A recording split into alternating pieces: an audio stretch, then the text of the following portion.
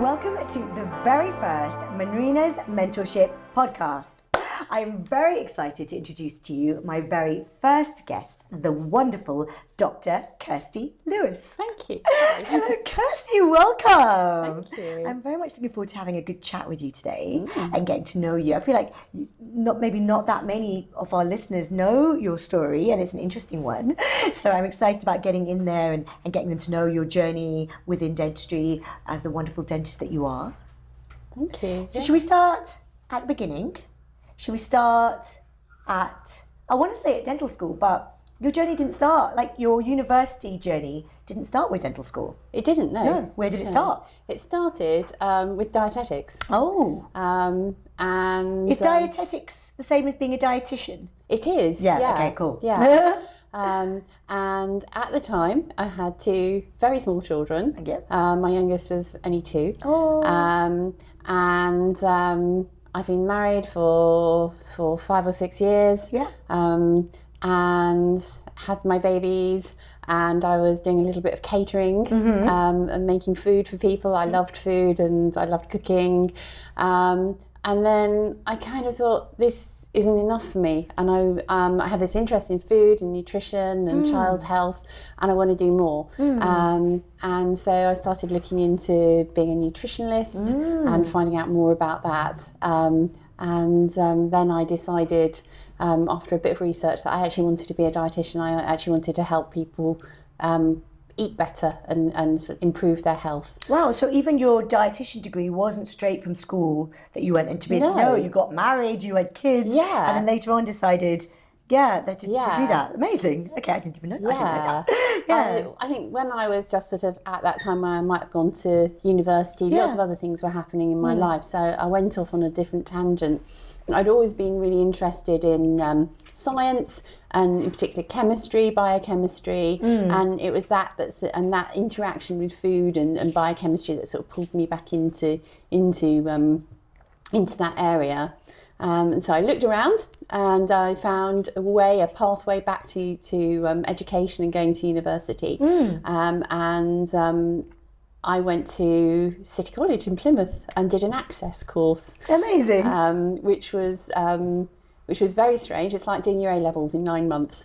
Really, it's really quite intense actually. Yeah. And it's a big step up. And before I could, the only thing I was writing was a shopping list. And then all of a sudden I was restudying physics and chemistry and maths and doing all of that again with 2 small children as well. Wow. Which was very challenging, but really enjoyed it, really enjoyed it. Yeah. And then I was lucky enough to get onto the dietetics programme at Plymouth University. Wow. And how long was that? That's a 4-year degree. What? You did that? I did that. 4 years? I did 4 years. Wow, that's why you're so knowledgeable. Wow, okay. Yeah. And then it's quite complicated nutritional science, because it when you were doing that looking at nutrition from a clinical point of view, you have to know an awful lot about the body and medicines, and there's a lot that you need to learn about. Wow.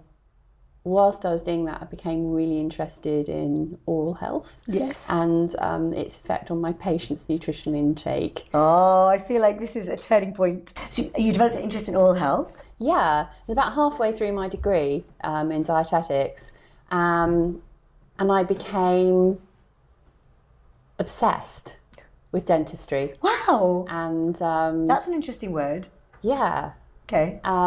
There's a coffee shop at Plymouth University that looks directly into the dental practice lab where they've got all the phantom heads, and I used to sit in the coffee shop and watch the students and think, I want to be there, that's what I want to do. Oh wow. So did you still finished the dietitian degree? I finished the dietetic degree. Dietetic. Yeah. Yes, I must use the correct word. Yes. And I worked as a dietitian for a few years, and I ended up in a role which wasn't a traditional role for a dietitian. I was working with people in schools, and I was doing research as well. So I was helping people with Down syndrome improve their nutritional intake and their activity levels. So I put together a team and a research project for that and was running that. But I also worked in schools to develop interactive scenarios for children who were studying at A-level to link curriculum with jobs in the NHS and things that they could do. So we ran that as well and brought different health professionals in to help that happen. And that was like 2010. Wow. And we were changing governments and funding changed a lot around that. And I ended up being made redundant. Okay. And I went to see a friend to see if I could make myself a job with his surgery. He's a cosmetic surgeon, James McDermott, who you know as well. And he said to me, well, this is the time, isn't it, that you become a dentist, because that's what you've always really wanted to do. Wow. And I said, I can't do that, I'm too old now. And he said, no, you're not. My mum had kids and went back into surgery when she was 52. Yeah. That's 12 years older than you are now. Go on, do it. Wow. So I looked at everything online and I said, this is like the last day to apply. So you applied for dentistry when you were 40? Yeah. Oh, wow. Yeah, so it's it was literally the last day of application. So I had to write all of my application and get my references within this day. And you got in? And I got in. That's amazing. It was amazing. Yeah. It was obviously meant to be. It was meant to be. And it was the last year that Peninsula ran their postgraduate program. Course. Wow. And it went into an undergraduate course at that point. So was it a shorter, like a 4-year? It was a 4-year course. Wow. So it kind of just all slotted in. It was almost like it was meant to be. Yeah. Wow, that's cool. Wow, that's quite a difficult degree to do in your 40s. Like I'm thinking about that now as a 45-year-old woman. If I just finished my dental degree now, it'd be quite a challenging thing to do, like, you know, at this stage. Yeah. So that's amazing. I feel like is it more challenging to do it at this stage than to do it at 18? Or maybe they've both got their pros and cons. They maybe do. Yeah. Wow, that's amazing. Okay. It was a bit of a juggle with the children at the time. How old were the kids then when you were at dental school? So James was about 9, 10, and William was 11, 12. Wow. Yeah. And how was that at Peninsula? Because I guess the other people in your year were 18-year-olds leading up to 23 or so they're 23-year-olds. Yeah. And was that because it was all postgraduate? It was all postgraduate. Yeah. Yeah. So were there other people your age? Or were there were. Actually, Oh, surprisingly, there was quite a range of people. Wow. People who had children, people who'd just come from. So it was a fully postgraduate. Fully postgraduate. It wasn't that you were interspersed with the undergraduates. No, and the whole school was postgraduate at the time. Okay, that's interesting. I didn't know that. Yeah, but it's really weird when you go to university and you, what I found that studying with people from lots of different backgrounds, lots of different age groups, you're just doing this amazing thing together, this intense experience really being at university, and you just end up just being people on the same course, and the age thing doesn't matter. It's dropped at the door. Really. Have you got great friends from that time? Amazing friends. Some of my best friends. Yeah, me too. Like from university 27 years ago, but like I can imagine the same thing would happen. Like now. That's amazing. Wow. Okay, so then you're a dietitian, and then you worked for a bit, then you became a dentist, and you did both degrees in Peninsula or both in Plymouth? Yeah, both in Peninsula. Yeah. And then what? So then you're a dentist. Now you're a dentist. And I'm a dentist. Yeah. And I did my first job, my VT job in Torquay. Okay, nice. Which was quite a drive every morning. Yeah. But really lucky to be there. Had a really amazing mentor there. Yeah. And was it everything you thought it would be? Did you feel like you found your? Yes. Like you said, you were obsessed. As a word, which was really interesting. Yeah. So did you feel like that same realization of an obsession? Wow. I still do. Wow. Yeah. Still do. I still wake up every morning and think this is brilliant. I'm a dentist. Yeah. Yeah. Okay. Cool. It's such an amazing thing to be able to do. An amazing job. Yeah. I agree. Definitely. Yeah. So you did your VT and then started working, and then did you have an idea about what type of dentistry you wanted to do? Yeah, I mean, I've always been quite strong surgically, oral surgery. Yeah. And that's something that I enjoy. And I think it's something that it's great to be able to do and make people feel comfortable through that journey and get people out of pain. But I think as I've developed as a dentist, the thing that I love more than anything is that moment when you give them a mirror. Yes. I can't disagree with you with that. And then you feel like, yeah, I did that. Give them the mirror and they're so happy. You're like, yeah, I did. Yeah. I feel like, oh, I did that.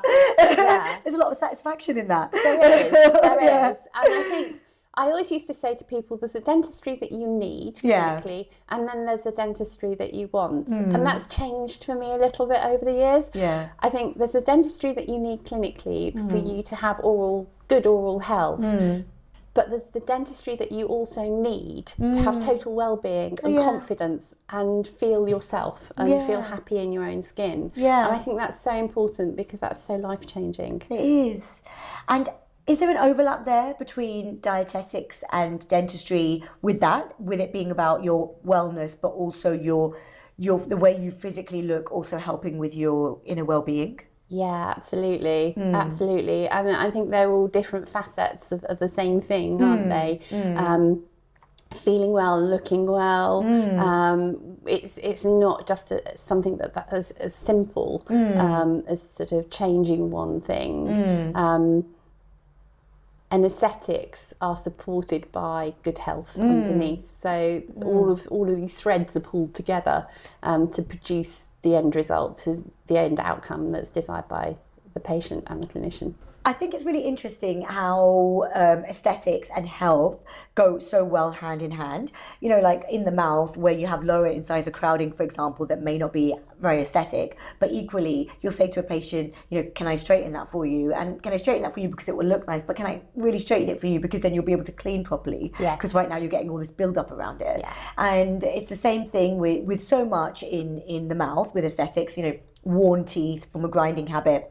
Can we restore that? Can we control the grinding habit? Because you know you're eating away your enamel and your teeth are shortening and you know you're cracking them and not doing good for them. But equally, it's going to look really nice to restore that. And then it's the same with the body, isn't it? With dietetics, that you know people can think it's vain to want to look a certain way or eat a certain way, but actually health wise, it's such a great benefit to work out and to eat well and to keep your weight down. And you know there's such a high percentage of us that are overweight or that are obese in the UK or you know in the Western world, and so yeah, even though it may be something that we do because of vanity, it also goes in line with health and well-being. Yes. I think that's really interesting. It is. And I think it's always an interesting point to get across to patients with all these treatments that we do.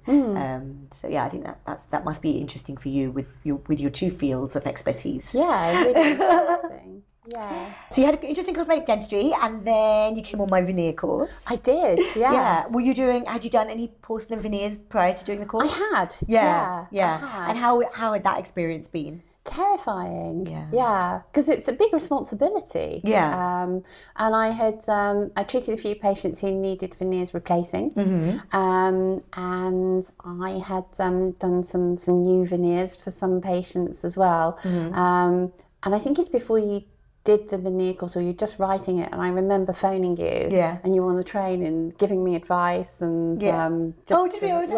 We did that. That's cool. Because we met, was it on one of Bob Cunner's facial aesthetics courses? We did. Yeah. Because I was thinking, it's been so long, but I think that's where it was. And then obviously I've known you through the Women's Dentist Network as well, and then when you came on my course, so you were doing some veneer cases that I guess you just learned techniques along the way. And then how did those change for you once you'd come on the course? Like how did that change your clinical life? Oh, lots of different ways.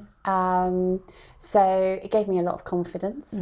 I think the resources really, really helped me because it helped me become more organised and organise my team better as well. And that ongoing support from yourself as well was really good. But I think it's not just a veneer course. It's much, much more than that, because quite often you'll go on a course to learn a clinical skill or to make a clinical skill better, and then that's it. And what you have on the course is just that. But your course is very different.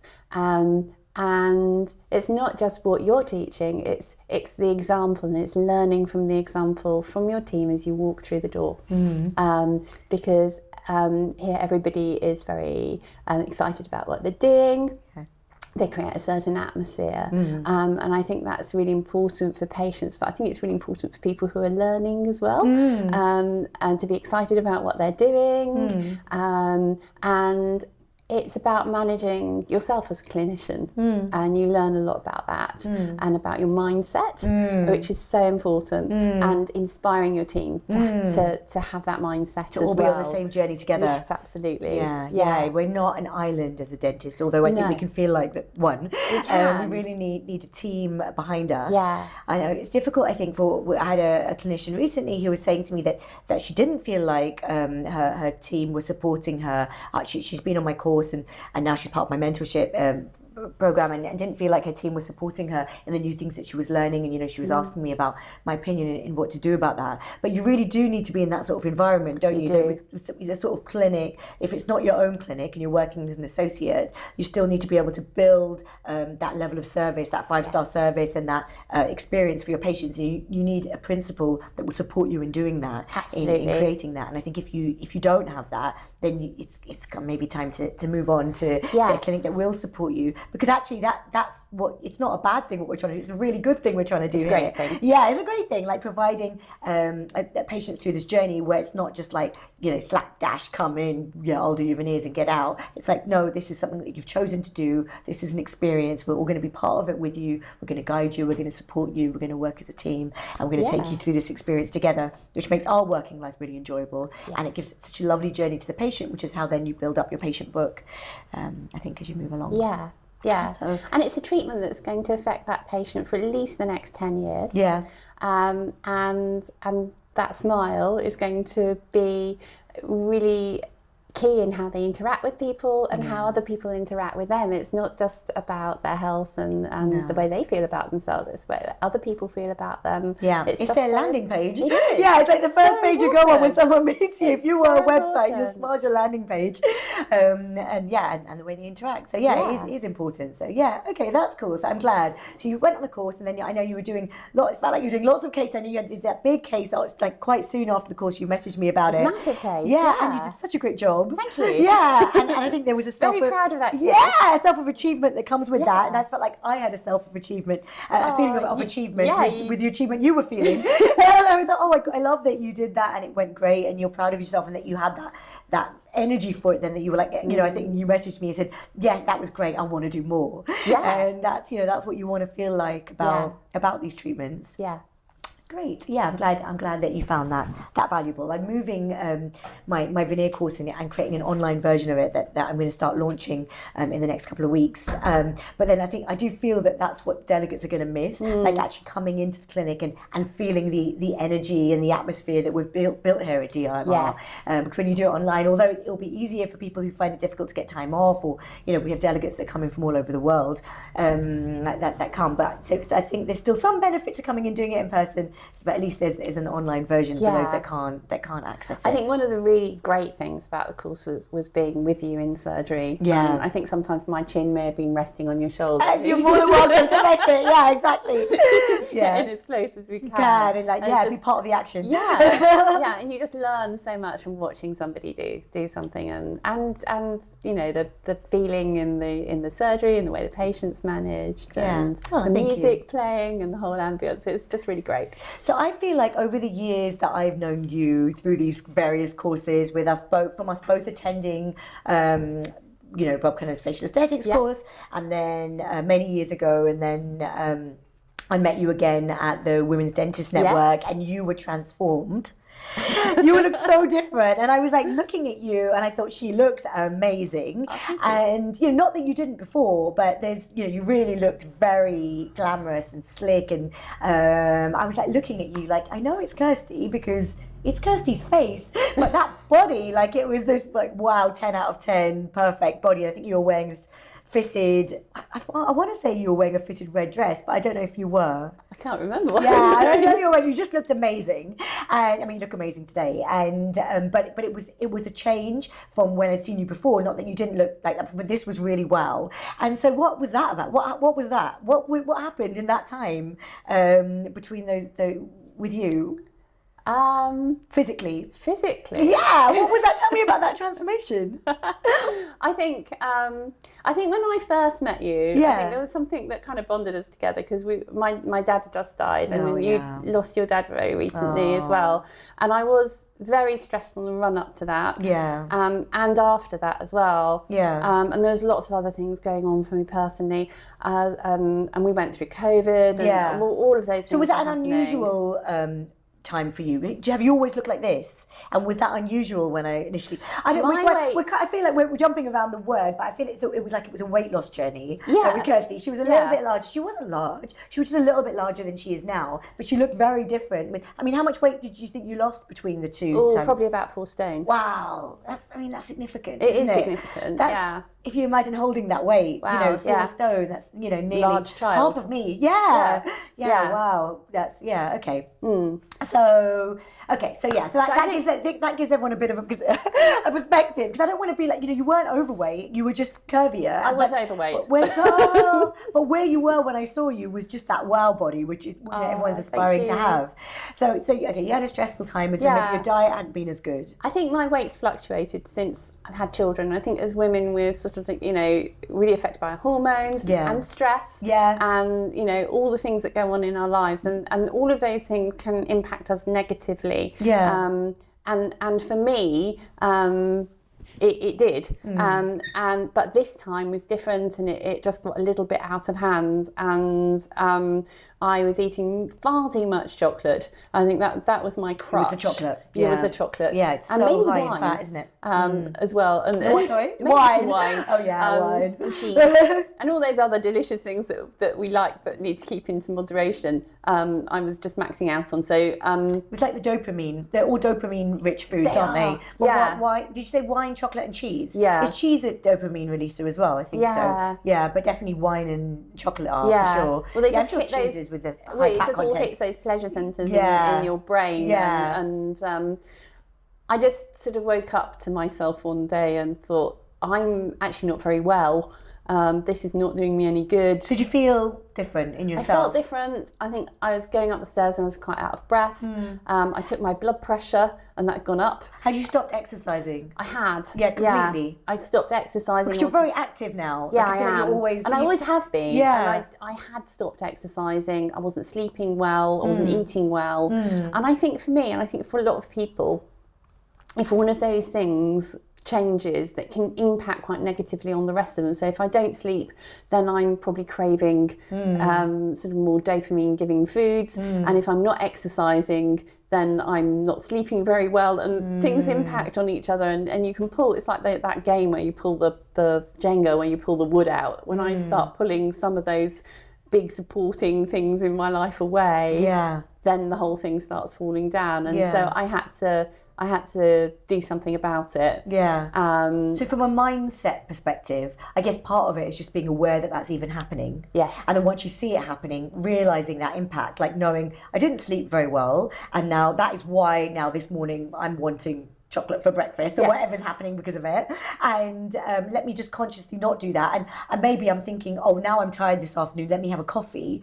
but then let me not have that coffee because then I won't sleep well again. So it's almost like not just rolling with it, but consciously being hyper aware of what you need in your life and what those pillars are, and taking control of it, and then taking control and then doing something about it. And so is that what happened? That's really difficult to do, isn't it, when you're in that sort of situation and probably not feeling very good about yourself and maybe a bit depressed. It's really difficult to make those changes. So how did you do it? Well, I gave myself a good talking to. I thought, you're a dietitian, you know how to do this. Pull yourself together, woman.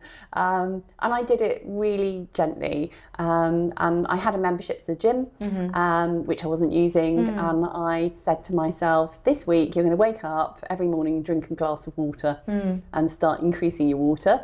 And once a week you're going to go for a swim. And I did that for a week. And then I did it, and I really enjoyed it. And it was just, almost such a relief to start moving my body again and start doing a little bit exercise, and it made me feel so much better. And because I put those things into my life, I I then wanted to eat better as well. So did you have weekly goals? Like every week, did you add a new thing in? I set myself tiny little goals, and I just got myself moving again.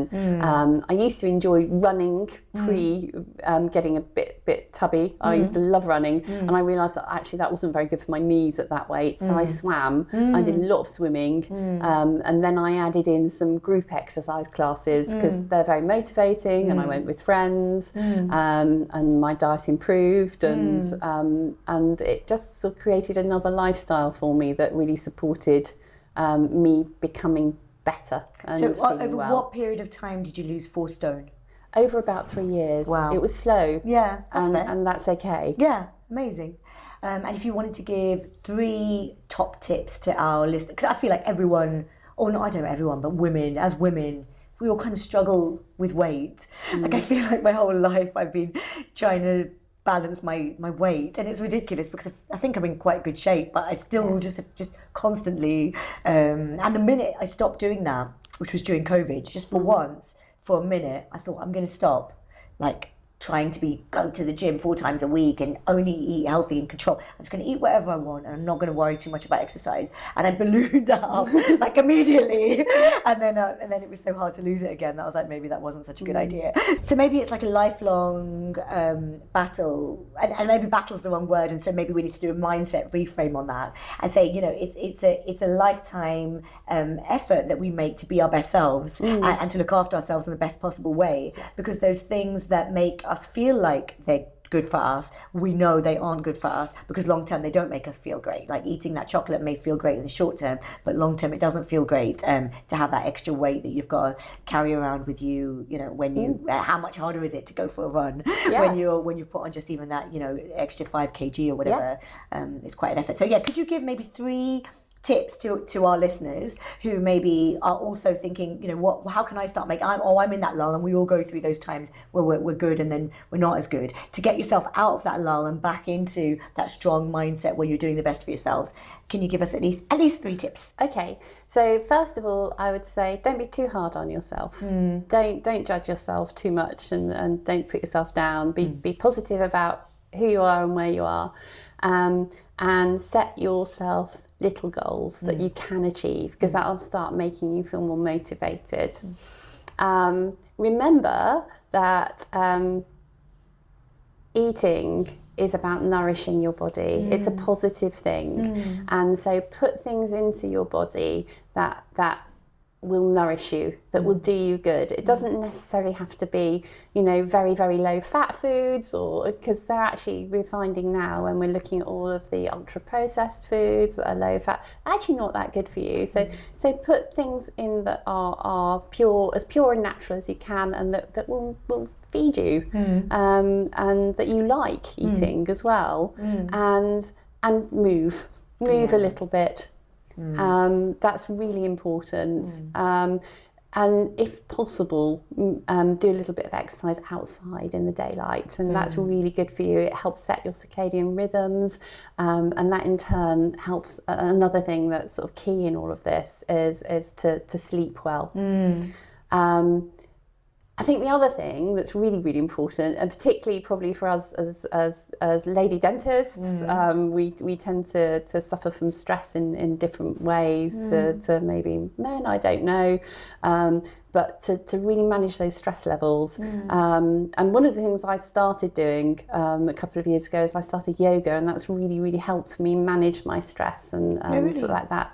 Sort of breathing and sort of being calm and sort of being focused. I tried going to a meditation class, and I found it so stressful sitting there quietly and silently and not moving. Like, this is far too stressful sitting still for this long. But maybe it's a work in progress. Maybe, I think you have to work to get to that point. Yoga's a nice balance. I do vinyasa, so I'm moving all the time. Yeah, exactly. That's right. But being stressed is really negative impact, and so managing stress levels is really important. I think we all, I'm very aware of that, but it's that one thing, and we are all so stressed, and that's something that I think we need to we need to be working on. And so yoga's a great it's a great tip for us. And then getting outside. I really never do exercise outside. I used to go for a run, and I don't really do that anymore. I go into the gym, and I feel like I'm always inside. And with circadian rhythms, it would be good. I guess it's going for a walk. That's just something I just don't being do. in nature is good for you. Oh yeah, I love being in nature, and I can consciously feel my soul open up when I'm in nature, or when I see like an undisturbed view of like an open landscape and the sky or the sea, and I can feel something open inside me. And it's like, wow, I really needed that. Because being in central London all the time, there's buildings everywhere, and our soul needs that, doesn't it? To be outside. You told me about this ultra processed food book that I started reading. That I've not finished, but I'm really enjoying. So maybe you could tell our listeners a little bit about that, or other books or podcasts that you would recommend that they could listen to with regards to controlling weight. So the book's called Ultra Processed People, and it's a really great book because it steps you through exactly what these foods do in our bodies, and some of the things that are put into foods aren't actually foods, they're just chemicals.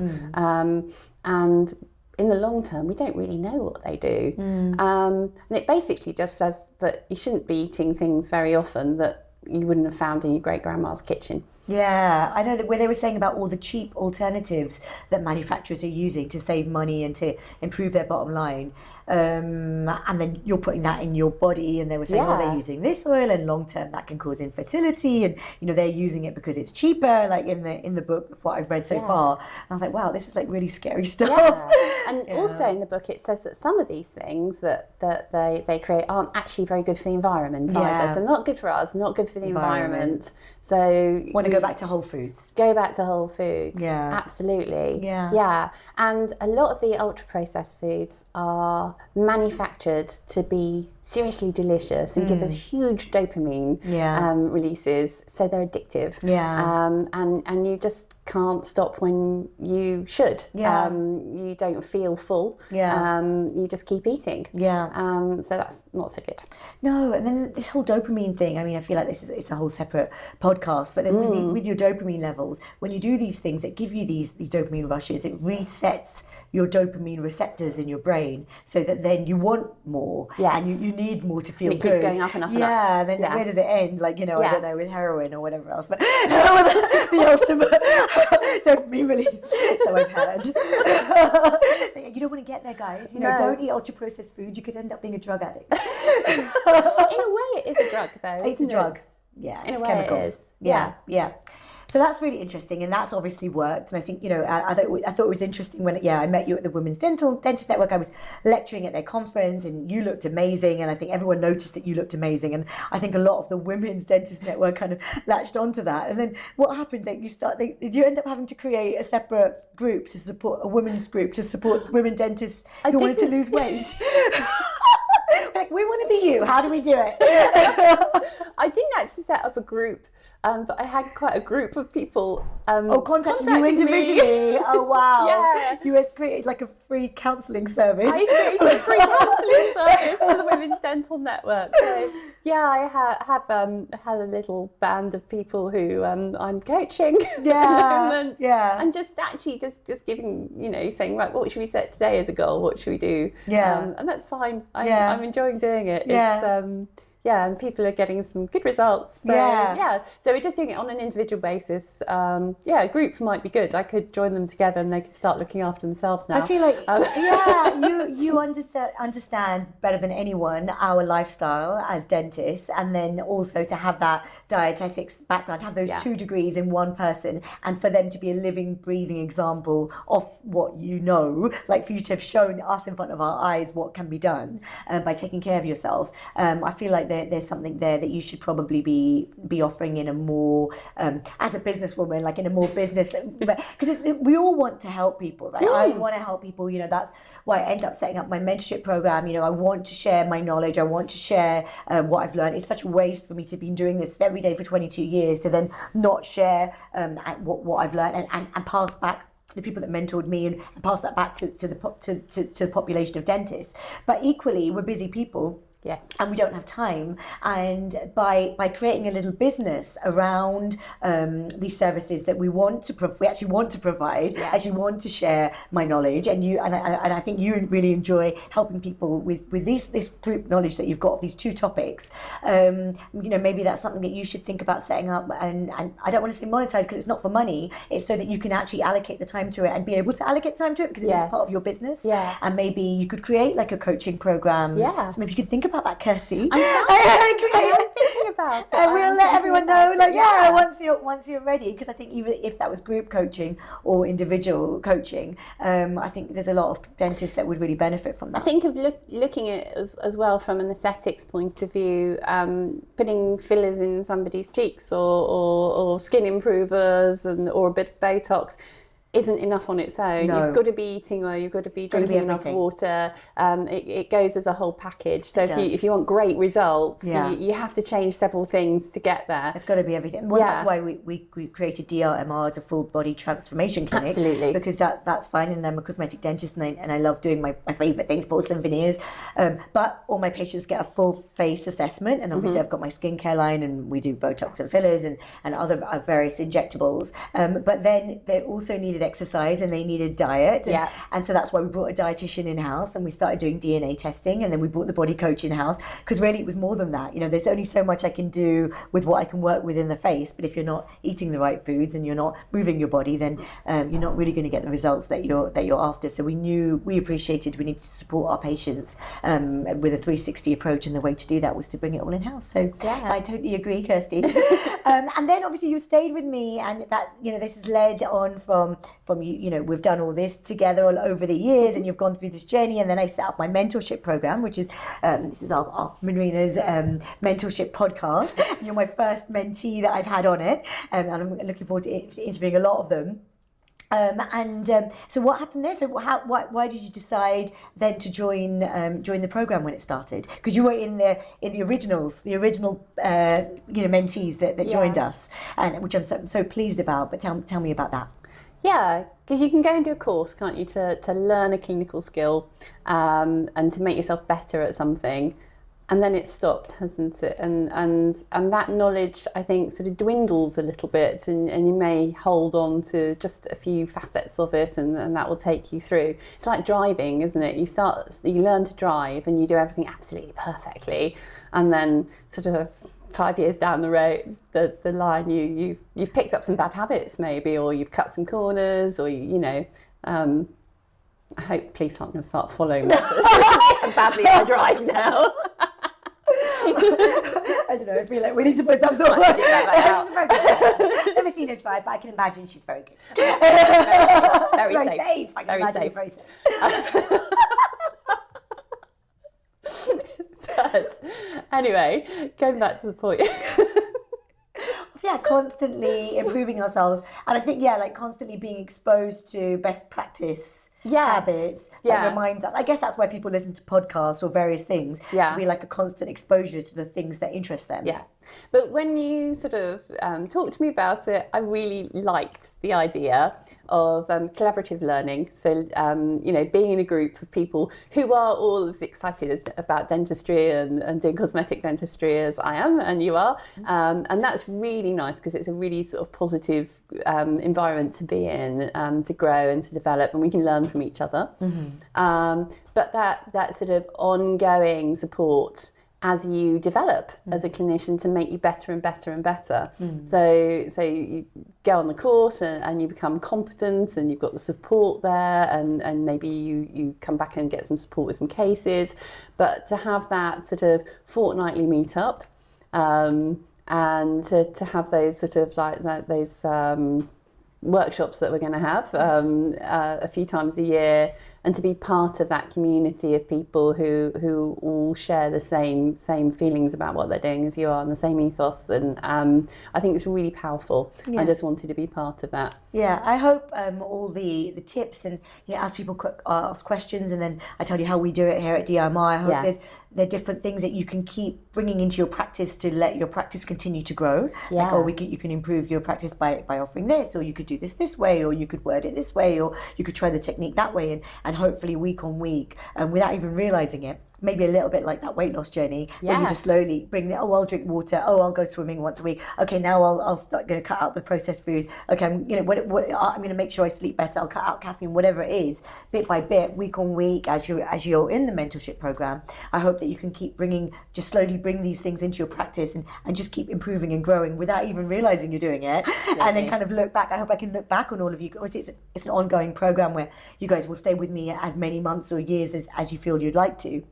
I hope we can look back on it year on year and be like, let's look at where you were when we started the program, and let's look at where you are now, and without even realizing it, look at all these changes that have come about and how you've evolved into the clinician that you want to be, like closer to that ideal clinician, doing more of the work that you want to do in a predictable way that you want to do it, so it's comfortable and it's enjoyable, and you're it's living the life that you want to live. Yeah. Professionally. So that's great. Well, thank you, Kirsty, so much for being part of this journey with me through all of this, and coming and talking to us today about your journey, which is so interesting. I want to hear more about your support that you're going to give to our listeners out there who maybe there's dentists who are interested in learning more from you about diet, because I definitely learn something from you every time I talk to you about it. And so I think there's a real benefit you can provide there with basically what we in the mentorship, where I'm constantly talking about mindset, cosmetic dentistry, and providing a 5-star service. I feel like just listening to you on a regular basis about what we should be doing to better our health and our diet would be a really beneficial thing. So I think that's something for you to think about. And thank you for coming, and I look forward to speaking to you again soon. Pleasure. Thank you.